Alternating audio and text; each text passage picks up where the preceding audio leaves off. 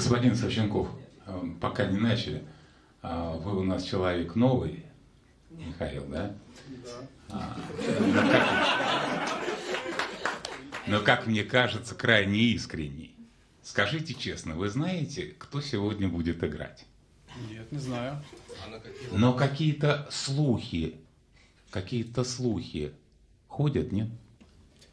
В микродозах. В микродозах. Ну, вы неопытный человек, давайте найдем кого-нибудь поопытнее. Кто у нас здесь есть? Так, ну опыт. Вот Николай Рускин. Николай. Вы случайно, Николая, не слышали? Кто сегодня играет? Слышать не слышал, догадок тоже интересных нет. Нету? Ну, разве что волчок, как всегда, покрутить. Покрутить волчок. Он всегда все Так, скажет. ну давайте еще кого-нибудь поищем. Так, Оксана Петрунькова, здравствуйте. Оксана, Здравствуйте. Скажите, а вы что-нибудь слышали? Кто будет играть? Мне теперь уже даже как-то боязно, на самом деле, потому что я лично не очень выспалась, мы сегодня не должны играть. И вдруг задают вопросы, и я думаю, надо же взяться, мало ли что там, Ну, как мало ли что. произойдет. Оксана, скажите, пожалуйста, ну а хотя бы кто капитаном будет? Хоть какие-то слухи, нет? Ну, то есть мы не знаем, кто играет, Но но знаете уже капитана. знаем, кто должен Сейчас. быть Ну, капитаном. Это хорошо. достойно. Оксана, вы не отвечаете на вопросы, вы мне все время задаете вопросы. Хорошо. Дмитрий Авдеенко, скажите, ну а вы хотя бы знаете, кто будет капитаном? Ну, вы Нет, не знаю. точно не знаете. Точно. Искренне. Ой. Что, господин Козлов? Да я вот думаю, как это Дима Авдеенко, который знает ответ на все вопросы и не знает, кто будет капитаном. Он поэтому и знает. Добрый ответ на вечер, все уважаемые вопросы, что не знает, телезрители. кто будет Добрый капитаном. вечер, уважаемые знатоки. Зимняя серия этого года начнется с некой прелюдии, своеобразной увертюры. В каждой игре лучший знаток получает приз – хрустальный атом. И сегодня мы соберем сборную из числа тех знатоков, кто неоднократно получал этот приз, но при этом оказался сегодня в зале. Итак, чаще всех этот приз получал у нас Дмитрий Авдеенко. 8 раз. Дмитрий, я прошу вас за стол. Вы сегодня будете капитаном команды. Прошу, проходите. 7 раз этот приз получал Максим Поташов. Максим, я понимаю, что у вас ситуация особая, вам играть в следующее... Вы мешаете аплодисментами. У вас ситуация особая, вам играть в следующее воскресенье. Проблема, господин ведущий. Не проблема. Выходите за стол. Прошу, Максим Поташов.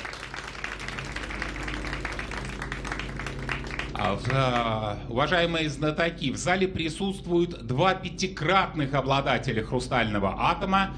Это Михаил Мун и Денис Потихин. Прошу вас за стол. Михаил Мун, Денис Потихин. Господин Авдеенко, вот вас уже 4, и в нашем зале присутствуют еще 3 четырехкратных и 3 трехкратных обладателя хрустального атома. А свободных мест, давайте посмотрим, по-моему, 2. Дмитрий, я предлагаю не мелочиться, уравнять всех в правах, и приглашаю за стол Александру Золотову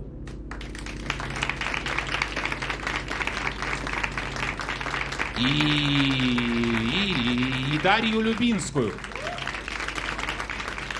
Дмитрий, поясню вам свой выбор. Во-первых, сейчас за столом представители разных команд клуба. То есть вы как раз все представляете 6 разных команд. Ну а во-вторых, Дмитрий, без девушек я никак. А вот так, давайте посмотрим. По-моему, все получилось гармонично, и мы начинаем игру.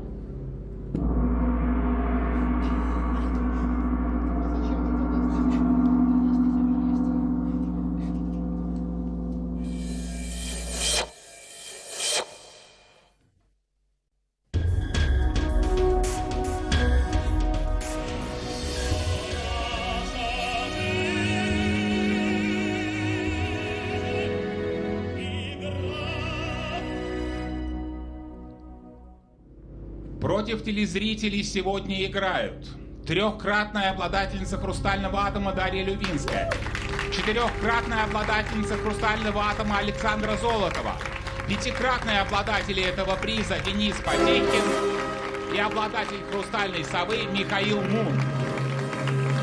Семикратный обладатель «Хрустального атома», четырехкратный обладатель «Хрустальной совы» магистр Максим Поташов. И капитан команды, восьмикратный обладатель приза «Хрустальный атом», четырехкратный обладатель «Хрустальной совы» Дмитрий Авдеенко. Против сборной обладателей «Хрустального атома» сегодня играет сборная телезрителей. Алексей Кудрявцев-Витебск, Ирина Гуляева-Химки, Анис Ледис и Борис Красников и Уральск, Светлана Жук-Минск, Андрей Присяжнюк Ростов-на-Дону, Артем Межурецкий Бокситогорск, Николай Сученко Карабулак, Сабина Ирмамбетова Симферополь, обладательница бриллиантовой совы академик игры Татьяна Медведева Саратов, двухкратная обладательница хрустальной совы академик Светлана Сумачакова Горно-Алтайск, обладательница хрустальной совы академик Наталья Алексеева Борисоглебск, обладатель хрустальной совы академик Радик Кабибулин Поповка, 13-й сектор. Сборная телезрителей против сборной знатоков. Как всегда, до 6 очков. Счет 0-0, первый раунд.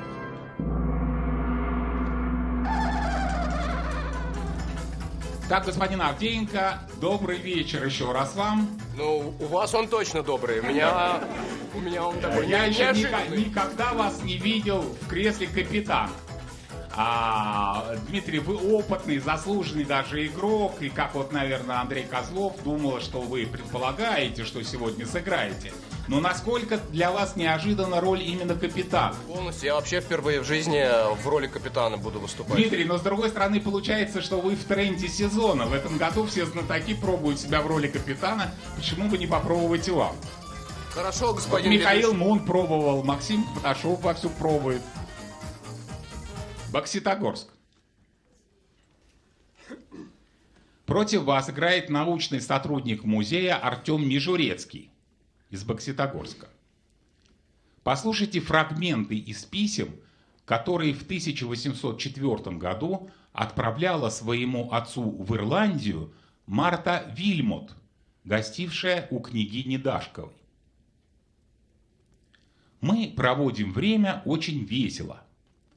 Несколько дней назад я впервые занялась тем, о чем вы могли лишь читать в книге «Истории развлечений». Это чрезвычайно забавно.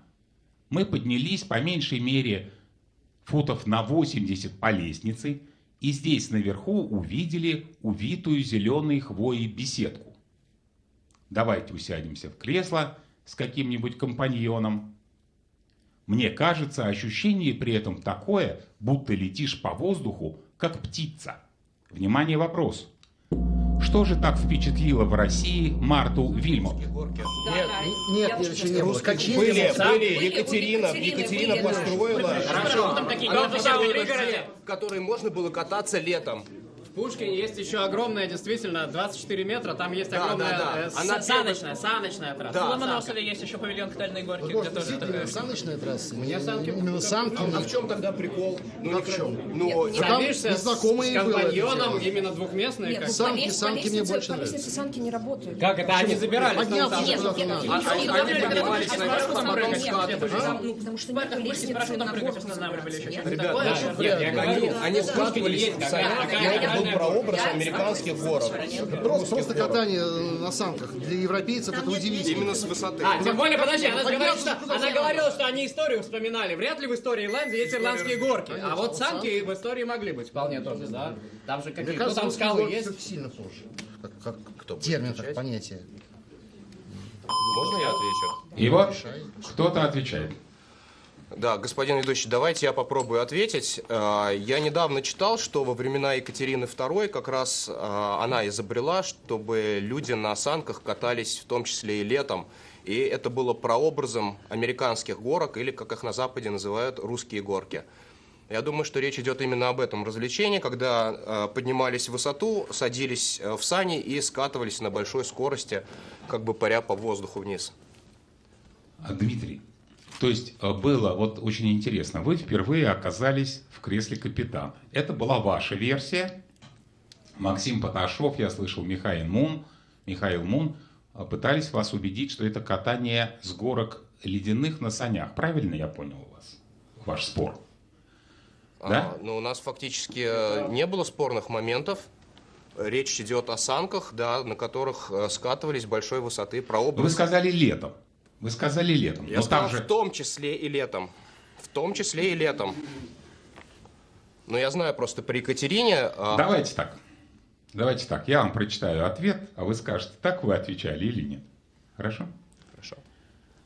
А там еще было хвоя украшено, все, да? Угу. Хвойное украшение. Внимание, правильный ответ. Марта Вильмут так описала свои впечатления от катания с ледяных горок. Так. Правильно вы ответили или нет? Вы сказали американские горки, прообраз... Я просто небольшой экскурс в истории себе позволил, что во времена Екатерины начали еще и летом кататься, но это не противоречит тому, что ирландка каталась зимой. Абсолютно не противоречит.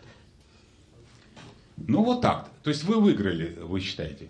Господин ведущий, последнее слово за вами. Ну хорошо, но вы ведете к тому, что вы выиграли, значит 1-0 в пользу знатоков. Второй раунд.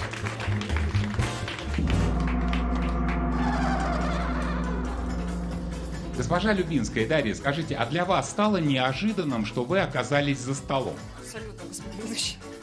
Дарья, скажу вам честно, по секрету, я сам не знал, сыграете вы или нет. Знаете почему? Почему? Все зависело от решения Максима Паташова. Если бы он решил не играть, то были бы чуть другие игроки за столом. Господин ведущий, вы меня давно знаете, ну как? Но у нас есть общие знакомые с вами, которые говорили, что вы перед своей игрой не станете играть. И вот, понимаете, Дарья, то есть если бы Максим решил по-другому, то тогда и вы бы не играли. Вы Максиму признательны, наверное? Да, очень сильно. Спасибо большое. Витебск. Против вас играет преподаватель Алексей Кудрявцев из Витебска. В одном наглядном пособии с целью избежать частой путаницы был размещен фрагмент карты мира, на который нанесли, посмотрите на экран, вот такие линии. Фрагменты карты мы скрыли, а линии оставили. Внимание, вопрос. В чем же часто путаются люди? Материки или части света, что-то разграничивает. Магнитный полюс. Цвета олимпийских колец. Я тоже хотела сказать, что Может быть, это части света и Я материки, это и да? предлагаю, да, что путают что материк, что часть света. Нет. Черного нету. Африку никто не путает ни с чем. А вот Евразия, Европа, Азия и там Америки две делят. черная Африка, наверное, Почему Азия больше? Большой круг, я не очень понимаю. Странно по картинке, да. Да не может быть какой-то, вот я говорю, магнитный полюс, северный полюс, южный полюс, что-нибудь такое. ну, они разные размеры. Хорошо, путают часто. Может, по Олимпиаде кольца цветов олимпийских. Австрия и Австралия, Макс. Нет? Тоже страна. Ничего не потеряешь, да, Они все разного размера, при этом один гораздо меньше, чем другие. Цветов, как олимпийские кольца, только без черного. Это Смотри, понятно. вот два абсолютные круги. Один всё Два всегда абсолютно включает. четкие круги, а вот два других странных. Один круг. Мировой океан. Окрас Земля и космос. Раз, два, три. А чего четыре? Четыре чего может быть? Что-то, если на глобус так наложить. Вот. На какую часть? Экватор. Итак, прошу. Так, кто отвечает? Михаил Мун. Михаил Мун, прошу. Вы можете повторить, вот что с чем путают? Ну, в смысле... В одном наглядном пособии с целью избежать частой путаницы был размещен фрагмент карты мира, на который нанесли вот такие линии. Фрагмент карты мы скрыли, а линии оставили. Да, не стало легче. Ну, хорошо, мы осмелимся предположить, что такие линии, их же нанесли все, очевидно, в одно место этой карты мира, да? Значит, это какие-то... вот в одном месте проходили такие движения. Вероятно, это какие-то путешествия, может быть, эпохи великих географических открытий. Открытие чего-то одного, чего-то другого, вот таким образом. Если это все в одном участке карты, вот ничего лучше придумать не могу. Я понял. А теперь, внимание, правильный ответ. Мне кажется, я понимаю, что вам тяжело, вы с листа, вы не сыгранные, вы не знаете, кто что делает, кто записывал вопрос. Про фрагмент карты мира никто не записал. Думаю, что нужно в рекламе кому-то поручить это дело. Это все непросто, потому что, господин Потехин, вы обсуждали олимпийские кольца, а к фрагментам карты мира вообще никакого отношения не имеет. У меня вопрос к залу. А в зале кто-нибудь придумал? Есть версия. Прошу. Великобритания. Британия, Англия, Великобритания, что вот путаются в понятии. Британия, Ирландия, видите, Северная Ирландия еще немножечко отрезала, и британские острова в целом. Вот у нас такая идея. Внимание, правильный ответ. Господин Мун, эти линии помогают разобраться в названиях территорий, посмотрите, британских островов. Зеленая линия — остров Ирландия, желтая — остров Великобритания, красная — это Соединенное Королевство, а синяя — это все вместе британские острова. Вот в чем путаются. Вы, наверное, не путаетесь, поэтому вам и тяжело. 1-1. Интересы знатоков защищает директор департамента коммуникаций госкорпорации «Росатом» Андрей Черемисинов. Добрый вечер. Добрый вечер, господин ведущий. Андрей, для вас игры сборной обладателей «Хрустального атома» наверняка всегда праздник. Вы знаете, господин ведущий, для меня любая игра праздник, а когда играют обладатели «Хрустальных атомов», это праздник вдвойне. Тем более, насколько я помню, эта команда еще ни разу не проигрывала. Я имею в виду обладателей «Хрустальных атомов». 5 игр, 5 побед. Я надеюсь, что эта традиция будет сегодня продолжена. Благодарю вас, Андрей. А интересы телезрителей защищает вице-президент Альфа-банка Алексей Гиязов. Добрый вечер, Алексей. Добрый вечер, господин ведущий. Сегодня впервые против сборной обладателей приза «Хрустальный атом» играет сборная телезрителей. Какие у вас ожидания, когда играет сборная? Может быть, вот 5-0 ведут «Хрустальные атомы», может быть, телезрители все-таки уж сборной-то размочат этот счет? Знаете, я спокоен. Я думаю, что сегодня будет праздник первой победы. Будет 5-1. Потому что, очень сильная сборная. Вы видели первый ответ, я уж не стал, так сказать, спорить. Но смазанные ответы... Не стали портить праздник господину Черемисинову. Надо дать шанс. Да, но такие опытные телезрители, 4 академика. Я думаю, что наша команда сегодня разобьет даже такую прекрасную хрустальную команду знатоков. Без проблем. Кстати, Алексей, я забыл сказать, что от Альфа-банка 100 тысяч рублей получит Алексей Кудрявцев из Витебска. Да. Говорю, у вас 3-й раунд. Уважаемые телезрители, сборную знатоков мы собирали из присутствующих в зале, а сборную телезрителей из тех вопросов, которые у нас были. Например, Никита Баринов не приехал и не играет, хотя мог бы. Да? А академики тоже не все. Вопросы есть только у 4. Господин Поташов, скажите, а есть какой-нибудь телезритель, против которого вы особенно любите играть? Знаете, я не веду статистику, но я очень ценю, например, вопрос Татьяны Медведевой. Татьяны Медведевой. Будем ждать, когда... Может быть, сейчас? Как думаете? Татьяна Медведева из Саратова. А сейчас Химки. Против вас играет журналист Ирина Гуляева, город Химки. Заблудившаяся шахматная клетка, которая бывает то белой, то черной, в зависимости от времени суток. Внимание, вопрос. Что Владимир Набоков сравнил с шахматной клеткой? Тень. Квадратная. Клетка квадратная. Окно хорошо. Окно здорово, да. А почему заблудившееся? Растения, животные ходят, меняют светит. Нет, заблудившийся как будто меняет место. Меняет цвет. Нет, не цвет, а место. Тогда, смотрите, получается не любое окно, а вот если одно окно светится в темноте, или наоборот, одно окно темное при свете. Вот как бы окно, которое... Может быть, что-то еще? Прямоугольник. Где еще клетка была? Путешествующая. Цветы какие-то. Кабина лифта туда-сюда ездит. Подсолнух там был черный, закрылся, стал... А с автомобилями что-то? Что-то перемещается в Что-то на пространстве. небе может быть. И при этом, что черное, то белое. То в нем есть свет, то нету. Какой-то В поезд. зависимости от времени суток. А в лифте все-таки всегда есть Нам свет. сказали про время суток, да? Да, в зависимости от времени суток. Хорошо, действительно, если что-то со светом включается, огонь какой-то. Да, то есть это явно что-то, где есть, то свет есть, то нет. Слушай, вот это как бы именно вот... Одеяло, подушка, что-то одной стороной, другой Что стороной переворачивается. всего. Прошу. Господин ведущий, на этот вопрос ответит Александра. Александра Золотова. Прошу вас, Александра. Нам кажется, что с такой заблудившейся шахматной клеткой можно сравнить окно в доме, которое то темное, то светлое. Александра, я вас поздравляю. 2-1. Вы принесли команде очко. Уважаемые телезрители, напоминаю вам, что вы можете присылать свои вопросы в 13-й сектор по адресу 13.alfabank.ru. А сейчас пока реклама на Первом канале. Уважаемые телезрители, букмекерскую компанию «Винлайн» в клубе «Что, где, когда» представляет спортивный комментатор Денис Казанский. Добрый вечер, Денис. Добрый вечер, господин Скажите, ведущий. для вас стало неожиданностью, что сегодня сыграют сборные знатоков и телезрителей? Да я обалдел, господин ведущий. Потому что, действительно неожиданно, и получается такая атомная интеллектуальная эклектика, и сборная здесь, сборная там, и все это дико символично, потому что сегодня начался главный турнир для футбольных сборных на планете, чемпионат мира в Катаре, и хозяева не выиграли, я ни на что не намекаю, это просто констатация факта, так случилось, случился Эквадор.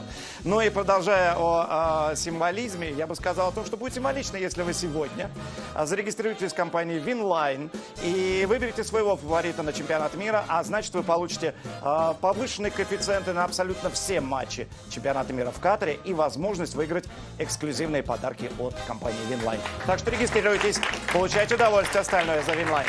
Благодарю вас, благодарю, Денис. А мы продолжаем игру. Сборная знатоков против сборной телезрителей пока ведет со счетом 2-1. 4-й раунд. Уважаемые телезрители, за многолетнюю историю игры «Что, где, когда» сборные знатоков собирались довольно регулярно. А вот телезрители собирались в сборную только один раз, в 2005 году. И то в необычной игре, когда сборная знатоков задавала вопросы, а сборная телезрителей на них отвечала. Кстати, два участника той игры принимают участие и в этой. Со стороны телезрителей Ратик Хабибуллин, а со стороны знатоков Максим Поташов.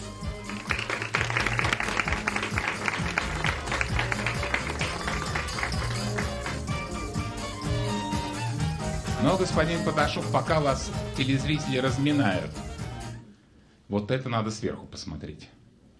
Карабулак. Против вас играет системный администратор Николай Сущенко, село Карабулак, Казахстан. Господин Поташов, это как раз тот самый единственный вопрос, который не выпал у вас в финале осенней серии. Там не выпал блиц. И вот этот вопрос. Вы готовы? Всегда. Внимание, черный ящик и не только.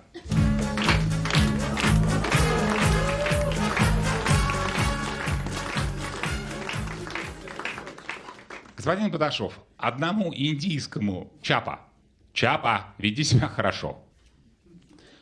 Одному индийскому фермеру сильно досаждали местные обезьяны, разоряющие кофейные плантации. Тогда фермер впервые в жизни купил то, что сейчас находится в черном ящике. Удивительно, но помогло. Его примеру последовали многие односельчане.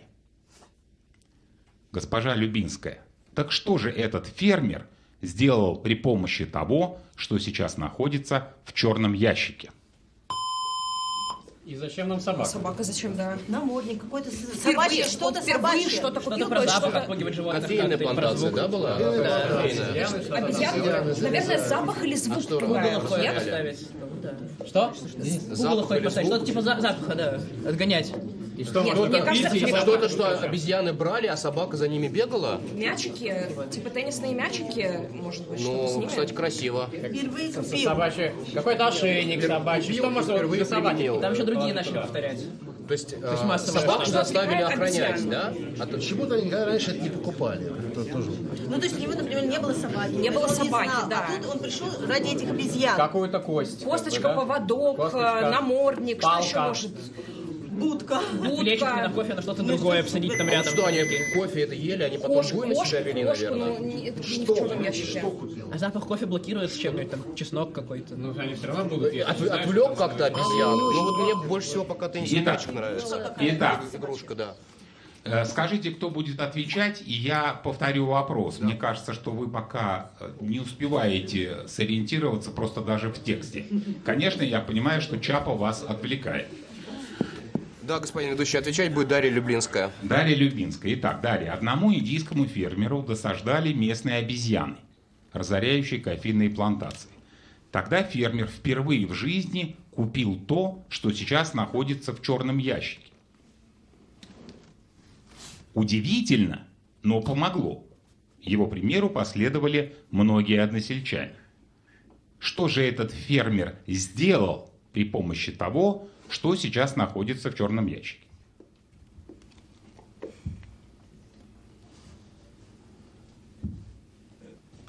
Ну, возможно, в черном ящике находится свисток, а фермер начал отпугивать свистом обезьян и других Понятно. последовательных А собака, мер. действительно, а зачем собаку вам привели? Ну, Денис, ну давайте не будем уже, я уже в первом раунде сделал вашей команде поблажку, давайте не будем меня провоцировать, игра интересная. Непонятно, при чем тут собака, да? ну, может быть, команды тоже собаке дают свистом. Ну, вы могли подсказать, что мужчина впервые купил, то есть, значит, он купил, обычно это покупает кто? Возможно, женщина. Соответственно, если мужчина первый раз купил, а собака какого цвета? Краска для волос. Да что вы, Даш? Да вы что? И что получилось? Краска для волос, и что получилось? Волк, лиса, что-то такое. Внимание, правильный ответ. Обезьяны не боялись ни фермера, ни его собак. Как же он их отпугнул? Этот фермер учел, что обезьяны предпочитают не связываться с кем? С тигром. С тигром. Тогда он купил, откроем черный ящик, краску для волос и превратил свою рыжую собаку, посмотрите на экран, вот в такого тигра. Чап, не бойся, тебя красить не будем. Господин Паташов, представляете, он целую игру, целый финал ждал своего часа и не дождался. Но зато, Чап, ты свободен. Молодец. Уходи. А счет 2-2.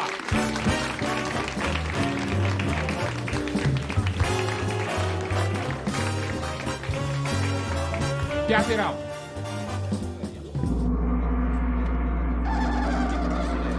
Госпожа Золотова, Александра, вы в 2018 году уже играли в сборной «Хрустальных атомов», но тогда хоть тренировка была, вы заранее знали, с кем предстоит играть, а сегодня приходится играть с листа. Это сложно сегодня? Скорее нет. Наоборот, Вы кажется, есть чувствуете какая-то себя свободно. легкость. Да. Легкость есть. Да. Скажите, но вы ведь сильнее не в знаниях, а в обсуждении, как бы в догадках, а тут ни связи, ни сыгранности. Но вы уже, кстати, неплохо выкручиваетесь, уже 1 очко команде принесли. Ну, будем играть дальше, появится и сыгранность. И, кстати, вы могли тоже с собакой-то сообразить, что раз мужчина не покупал, значит, покупает женщина. Уральск.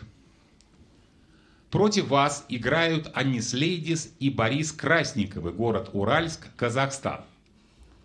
У телезрителей получился не только супружеский союз, но и творческий.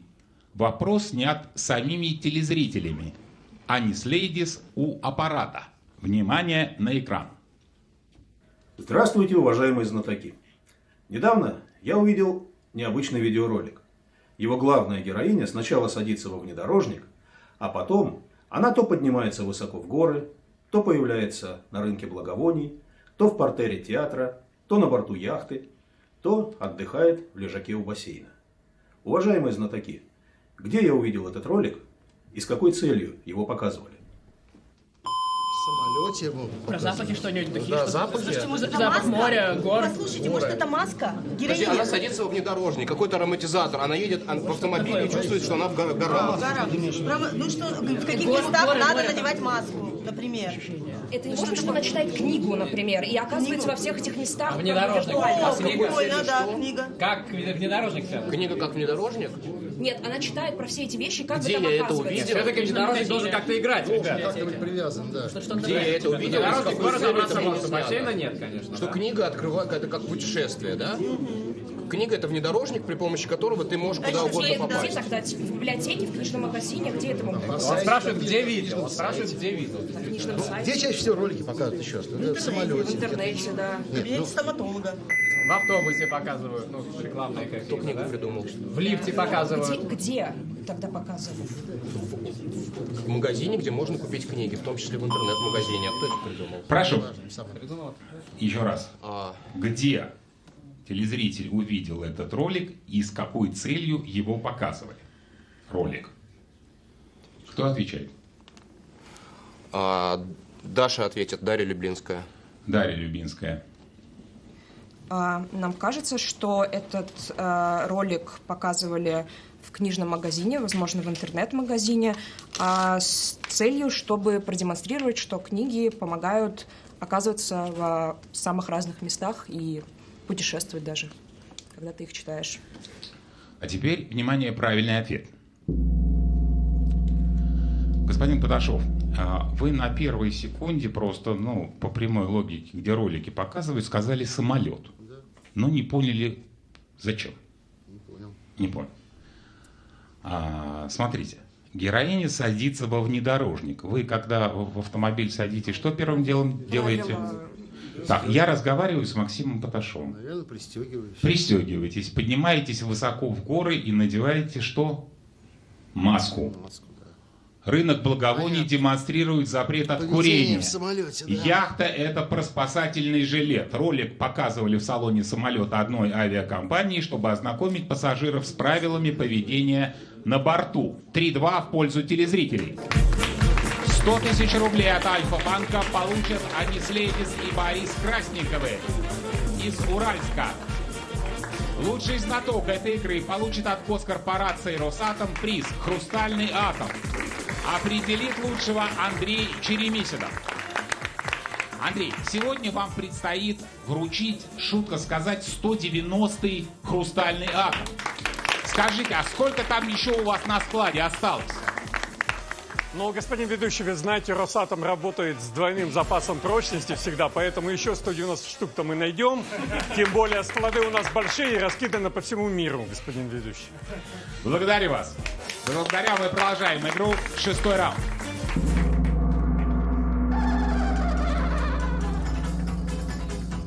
Господин Потехин, вот вы впервые оказались, по-моему, в такой компании. Да еще и с Дмитрием Авдеенко, который в этом сезоне был консультантом у вашей команды. У вас коленки не дрожат в такой компании? Дрожат, конечно. Ну, надо про все это забывать и играть, просто втягиваться в игру. Надеюсь, что получится. Скажите, ну а вот два последних вопроса вот с «Тигром», с самолетом. Как вам кажется, чего не хватило в обсуждении, на ваш взгляд? Ну, с самолетом версия была, надо было понять, зачем это. Понимать самое тяжелое. Ну давайте. Горно-Алтайск. Академики пошли.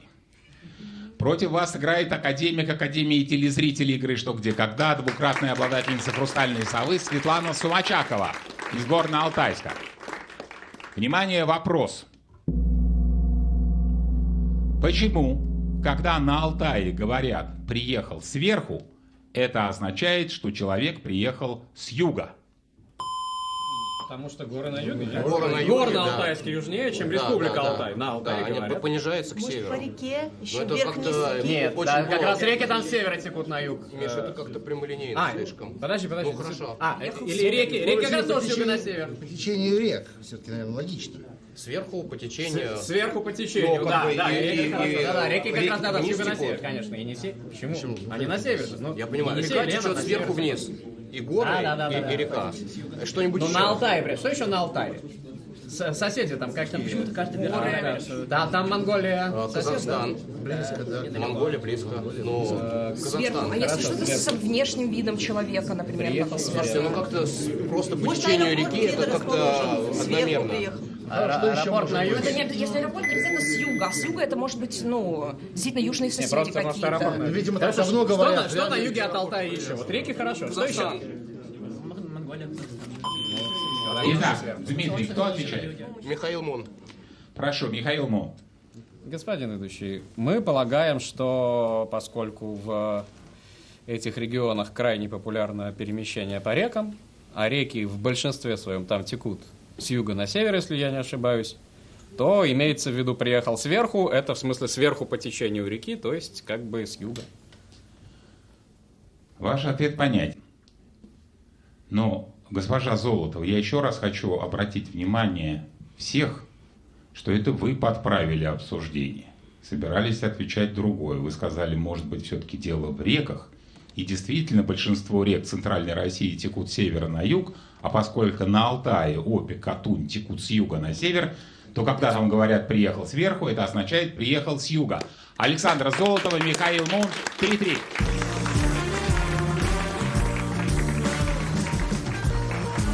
Уважаемые телезрители, как я уже говорил, сегодня увертюра сезона. А первая отборочная игра зимней серии состоится через неделю. И в ней сыграет команда Максима Поташова. Максим, у меня ощущение, что мы с вами играем все время. Я вам не надоел? Пока нет. Благодарю вас. Затем нас ждет встреча с командой Андрея Козлова. Господин Козлов, добрый вечер. Добрый вечер. На этот раз вы будете сам играть или опять какие-то замены у вас? Нет, это будет классический состав команды Козлова прошлого года. Ну, хорошо. Без замен. В третьей отборочной игре мы увидим команду Бориса Белозерова. Борис, ну, с вами как в зимней серии все ясно, да? Как всегда, проиграете на решающем раунде, как вы любите. Господин ведущий, давайте поиграем, там разберемся. Все будет нормально. А перед финалом года сыграет команда Александра «Друзья». Оксана, как непривычно, «Друзья» нет в зале, но собирается? Да, конечно. Собирается. Команда, которая обыграет телезрителей с более крупным счетом, примет участие в главной игре сезона 2022 года. 7-й раунд.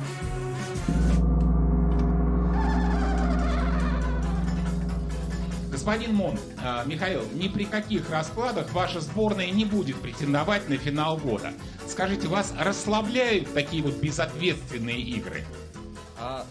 Нет, ответственность в любом случае, как только садишься за зеркальный стол, сразу ответственность налетает. А вот то, что вы с листа играете, для вас какой-то драйва добавляет или наоборот? Вы знаете, для меня лично это большая сложность, и мне кажется, для команды тоже. Мы вот явно... Вы, по-моему, полтора часа назад прилетели только. Да, я только прилетел, да, и мы явно вот не дослушиваем вопросы. Уже было 2 или 3 раза, когда более сыгранная команда бы более внимательно к вопросу отнеслась. 13-й сектор. Интернет против знатоков. Сегодня в 13-й сектор поступило 36 190 вопросов, и сейчас компьютер выберет один из них. Играет против вас Никита Игнатов из Москвы. Внимание, вопрос. В 2016 году одна нижегородская строительная компания приняла в свой состав кота Барсика с заработной платой в 33 тысячи рублей. Что входило в его обязанности? Досрочный ответ, господин ведущий. Досрочный ответ. Кто отвечает? Макс раньше палец поставил. Ну давайте, кто отвечает? Максим Поташов. Максим Поташов, прошу вас. Есть такая традиция, в новую квартиру надо первым делом впустить кота. Не всегда кот есть под рукой, а тут вот компания строительная предлагает такую дополнительную услугу новоселам.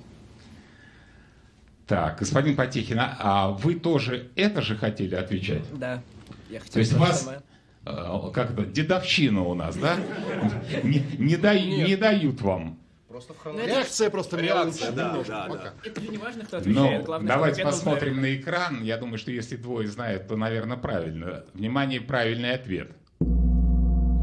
Да, переступить порог квартиры. 4-3.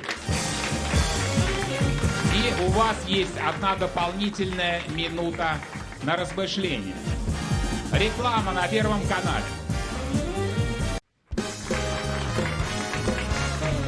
Господин Казанский, сейчас стало модным спрашивать, кто станет чемпионом мира по футболу. Вы специалист в этом вопросе. Я с удовольствием вас послушаю. Как вы полагаете? Ну, господин ведущий, хрустального шара у меня нет, и хрустального атома, разумеется, поэтому в будущее заглянуть сложно. Но вот на этом песчаном рельефе очень четко выделяются две сборные, это Аргентина и Бразилия, потому что, мне кажется, без слабых мест, тем более супермены, там и Неймар, и Месси, в общем, они хороши. А продолжая тему чемпионата мира, сейчас неожиданно, потому что феноменальная новость пришла из киберспорта. Там есть такая команда Virtus.pro, генеральным партнером которой с недавних пор является компания Winline. И вот эти ребята выиграли чемпионат мира по CSGO. Я, конечно, понимаю, что для многих сейчас был такой набор звуков, или, может быть, даже что-то неприличное, но поверьте, и Боря Белозеров подтвердит, это действительно абсолютно феноменальный результат. Поэтому, ребят, поздравляем, и очевидно, что Winline выбор победителей. Благодарю вас, Денис. 8-й раунд. Уважаемые телезрители, ваши вопросы на игру можно присылать по электронной почте, адрес вопрос@tvigra.ru, по почте, либо просто заполнить форму на сайте tvigra.ru. Господин ведущий, я бы хотел обратиться к тем телезрителям, которые еще ни разу не играли. Попробуйте, почувствуйте вкус вопросов «Что, где, когда», и, возможно, вы тоже станете частью сборной телезрителей. Все когда-то начинали. Благодарю вас, Алексей. Ну а пока сборная телезрителей проигрывает. Я думаю, что пока.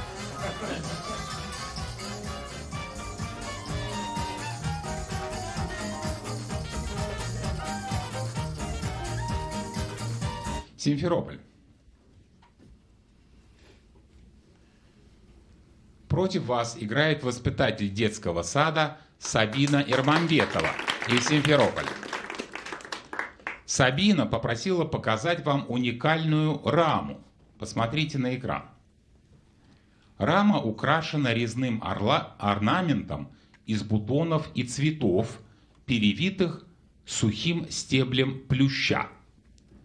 Эскиз этой рамы разработал сам художник, автор этой картины. Внимание, вопрос. Для какой известной картины изготовлена эта рама? Итальянский дворик не может быть? Почему? Ну там ключ как раз все убито. Сухой плющ. Вот где-то много разных вещей. Нас не могут покупать, что это Мона Лиза, например. А не может быть, что это вот Бэнкси, та картина, которая потом через шредер прошла, это не та? Акцент был на бутонов и цветов, не может быть какие-то бабочки, которые шредером. Почему сухой А плющ? не похоже, чем бутоны и цветы. Не похоже. По-моему, не было там никакой рамы. Хорошо, Весна Боттичелли, там цветов много разных по сторонам. Она горизонтальная. Тоже горизонтальная. Но по пропорциям точно Мона Лиза получается. Похоже вот на... А может быть, итальянский дворик похож. что-нибудь такое, нет? Нет, ну бутоны, цветы. А сухой плющ откуда? Ну и стиль не Ван Гога, это стиль классический все. Ну, это Вряд ли классический. импрессионисты в таком стиле будут делать. Это вообще классика, возрождение. А чем больно в контексте растения? А чем больно в контексте растения и растения на раму? Конкретную картину. Да. Ну, может быть, сам Леонардо, который вот, сам разработал. Какие у нас еще версии? Итак, Мона Лиза. кто отвечает? Давайте я попробую. Попробуйте. Это, конечно, смешно звучит, но по пропорциям это очень похоже на Мону Лизу. Возможно, Леонардо да Винчи разработал эскиз данной рамы. Дмитрий, факультативный вопрос, засчитывать не буду. А при чем здесь бутоны цветов и сухой плющ? Как бы, наверное, здесь, наверное, в этом дело. Наверное, в этом. Просто у нас в этом направлении не получилось. Но вы и дополнительную минуту не взяли. Не взяли. Теперь, внимание, правильный ответ. Господин Скипский, что вы там так радостно? Да, у нас очень умный Владимир Антохин. Он очень любит живопись. И что сказал? Нам кажется, что это неравный брак, господин ведущий. Цветы, распускающиеся бутоны и сухие стебли плюща, контраст юности и старости. Это рама картины, посмотрите на экран. «Неравный брак» Василия Пухерева. Господин Антохин, вы молодец. Хоть чуть-чуть подумали или опять сразу ответили? Нет, подумал чуть-чуть. Подумали, ну хорошо. 4-4. 100 тысяч рублей получит Сабина Ирмамбетова из Симферополя. 9-й раунд.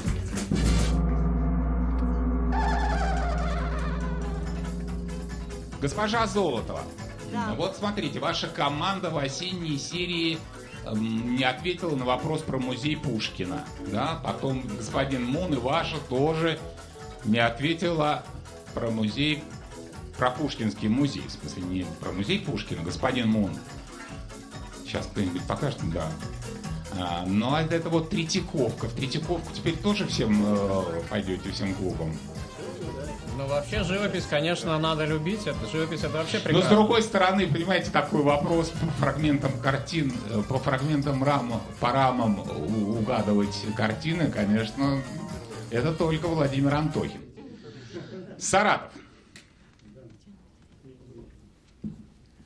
Против вас играет академик Академии телезрителей игры «Что, где, когда», обладательница бриллиантовой совы, преподаватель Татьяна Медведева из Саратова.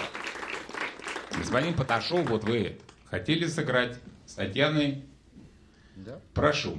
Вопрос снят самой телезрительницей. Внимание на экран. Здравствуйте, уважаемые знатоки. Перечитав недавно произведения наших классиков, я пришла к выводу, что письмо от Хлестакова Тряпичкину было тяжелее письма от Татьяны Лариной к Евгению Онегину. Как вы думаете, почему?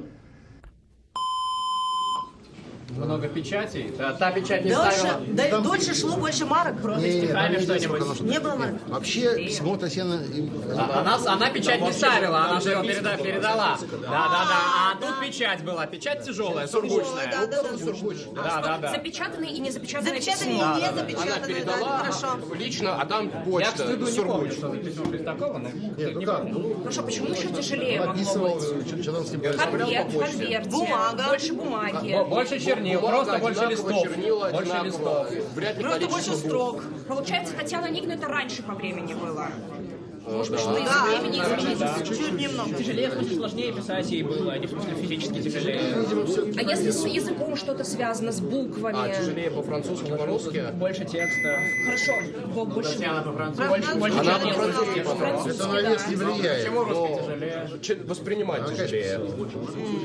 Ну, тяжесть не Там вроде только бы в килограммах. иллюстрировали письмо Хлестакова Итак. и запечатали обратно. Михаил Мун будет Время отвечать. закончилось. Прошу, Михаил. Только очень аккуратно. Да, господин ведущий, мы полагаем, что письмо Хлестакова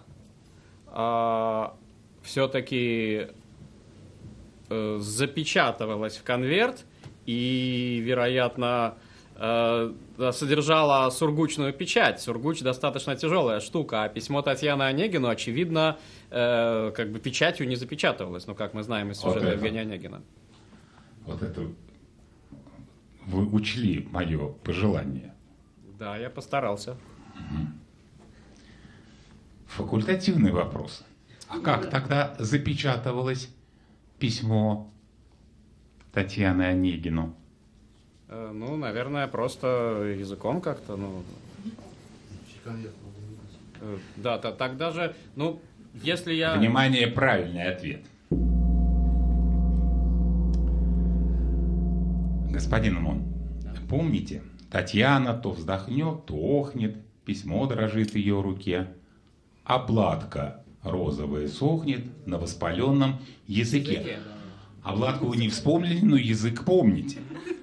А конверт с письмом Татьяны, то есть конверт с письмом Татьяны был заклеен обладкой, маленьким кружком бумаги. А в ревизоре у Гоголя почмейстер признается, как придавил сургуч по жилам огонь. Письмо Хлестакова запечатано сургучом, поэтому оно тяжелее. 5-4 в пользу знатоков.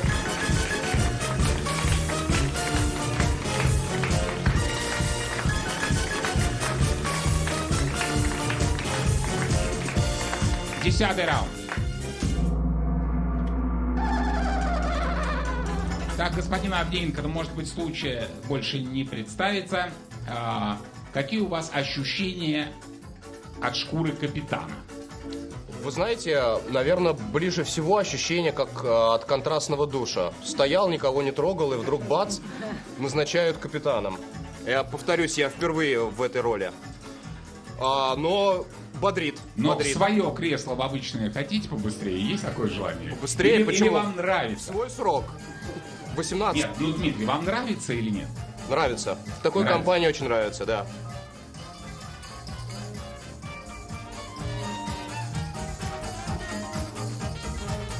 Давайте по стрелочке. Борисоглебск. Против вас играет академик Академии телезрителей игры «Что, где, когда», обладательница «Хрустальной совы» этого года Наталья Алексеева из Борисоглебска. Внимание, деревянная лопатка.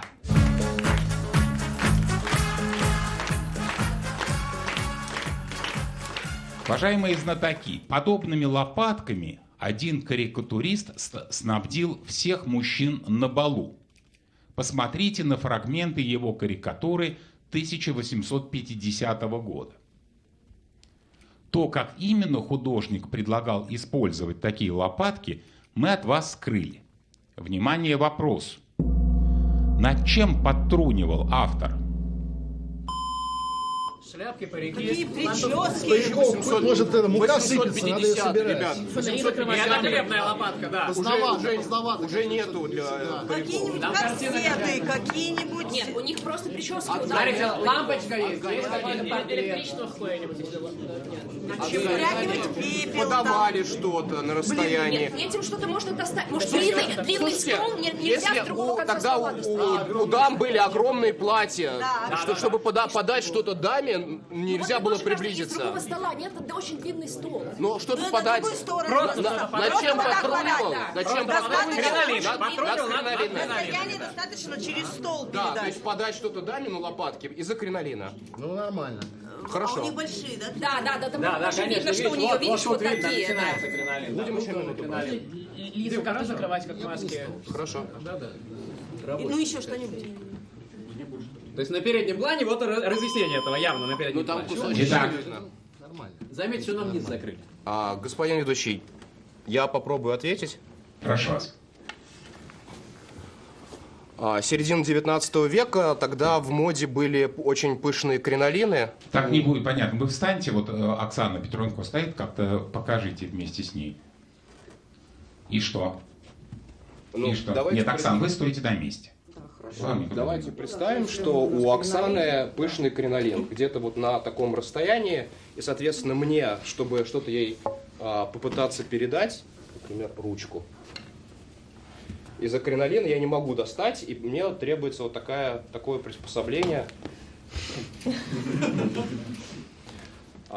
Шоу закончилось с лопатой. Итак, над чем же потрунивал автор, можно сидя уже резюмировать. Над модой, над кринолинами дамскими. А теперь, внимание, правильный ответ. Автор этой карикатуры снабдил мужчин подобными лопатками, чтобы они, посмотрите на экран, подавали угощение дамам. Художник пошучивал над громоздкими кринолинами. Счет становится 6-4 в пользу знатоков. Счет 6-4 в пользу знатоков. Сборная «Хрустальных атомов» уже в 6-й раз обыгрывает телезрителей. И оказались на этот раз сильнее сборной телезрителей. Вот имена победителей. Максим Баташов, Александра Золотова, Михаил Мун, Дарья Любинская, Денис Потехин и Дмитрий Авдеенко.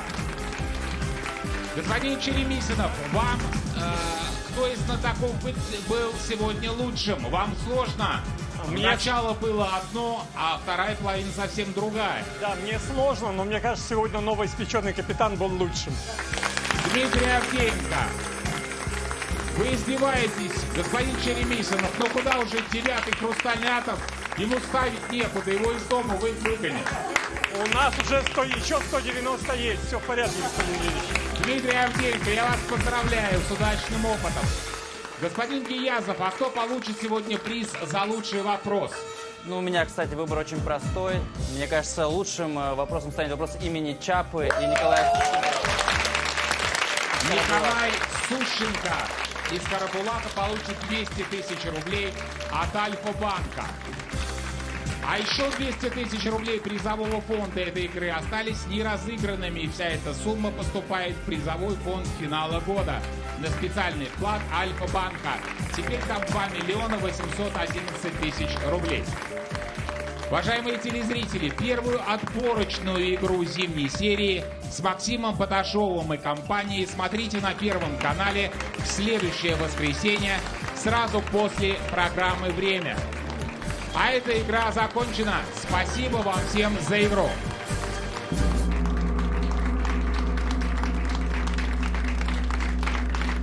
Господин Авдеенко, ну пару слов об игре. Вот какое впечатление? Вот вы шли на игру. Какие были ощущения и после игры? Господин ведущий, я хотел бы поблагодарить всех, и вас в особенности, за то, что подарили мне такой чудесный опыт. И я давно мечтал сыграть с этими людьми, тоже как бы в одной команде. Меня переполняет огромная радость. Правда. Но перед тем, как вы шли, вы ждали чего-то подобного? Я знал, что будет специгра, но нет. Не готовился, не предполагал. Благодарю вас, Дмитрий. Мне тоже с вами было очень интересно. Спасибо вам. Увидимся через неделю.